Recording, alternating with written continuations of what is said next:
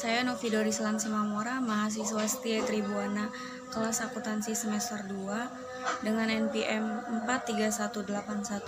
431813403190008. Perkenalkan, nama saya Julian dari kampus Setia Tribuana, jurusan akuntansi semester 2. Sejarah gereja setelah zaman penganiayaan.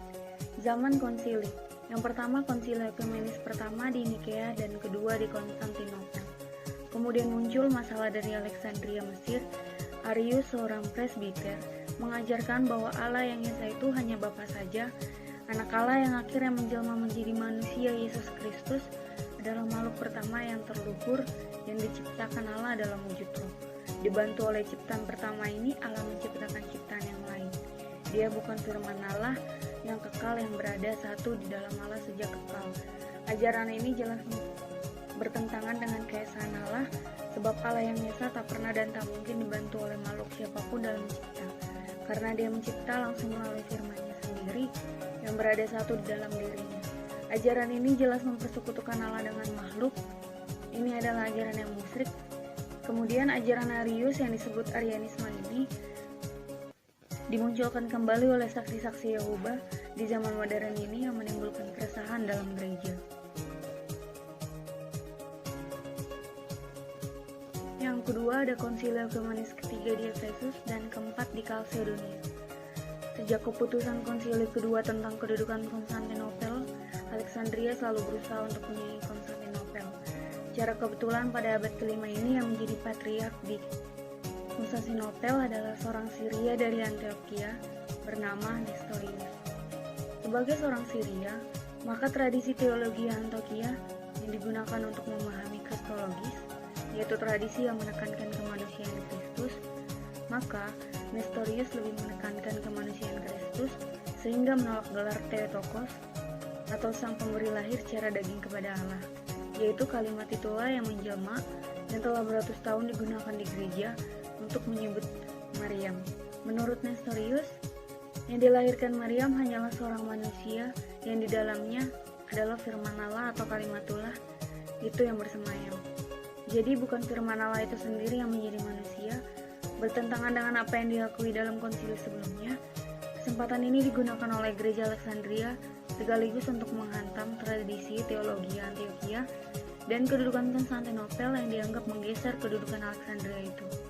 Melalui Agios Kyrillios dari Alexandria, dia ingin menjatuhkan Nestorius sebagai patriark Konstantinopel, dengan demikian mempermalukan Konstantinopel serta melawan pemahaman teologinya.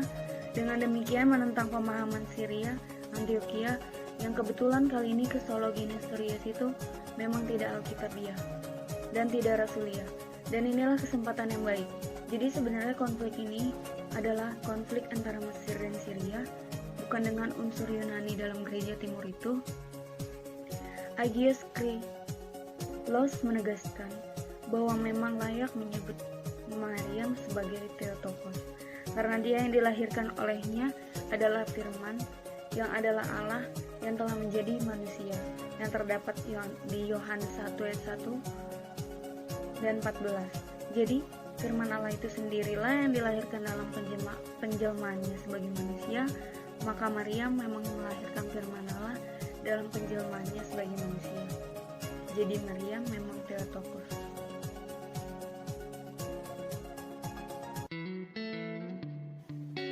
Yang ketiga ada konsili ekumenis kelima di Konstantinopel dan konsili agung ekumenis keenam di Konstantinopel. Di samping menolak ajaran yang salah dan kabur dari 3 pasal, konsili ini juga menolak beberapa ajaran Origenes dari Alexandria yang sangat tidak ortodoks. Misalnya, bahwa jiwa manusia sudah ada sebelum masuk ke dalam tubuh jasmani untuk lahir di dunia ini dan lain-lain. Dan konsili ini menegaskan kembali rumusan konsili Kalsedonia bahwa Yesus Kristus adalah satu dari Tritunggal Kudus. Artinya, Dia ilahi yang satu hakikat dengan Allah sendiri dan rohnya yang ada di dalam hakikat Allah. Dan hipotesis kalimatullah yang satu yang sama inilah telah menunggalkan secara hipotastik dalam dirinya sendiri Yang satu itu dua kodrat yang saling berlawanan, Allah dan manusia, tanpa campur baur, atau yang ilahi tidak menjadi manusia, yang manusia tidak menjadi ilahi. Dan tanpa terpisah-pisah, yang ilahi yang menjadi manusia menunggal, secara tak terpisah dalam satu hipotase.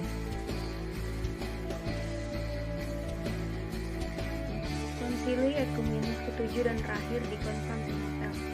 Pada saat abad ke-8 ini, kekhalifahan Islam sudah tersebar di seluruh Timur Tengah, dan Bizantium telah mengalami serangan antara kaum muslimin Arab dari arah selatan. Syria yang berbatasan dengan Bizantium pun sudah berada di bawah kedaulatan Islam. Kaum muslimin tak henti-hentinya menyerang ajaran Tritunggal Kudus, keilahian Kristus, penyaliban, kebangkitan, dan penggunaan ikon dalam gereja. Gambar-gambar itu dianggap sebagai berhala karena Islam memang anti gambar. Serangan Islam ini sedikit banyak mempengaruhi sebagai orang Kristen, apalagi saat itu di Bizantium sedang bangkit di antara kaum-kaum intelektual aliran filsafat.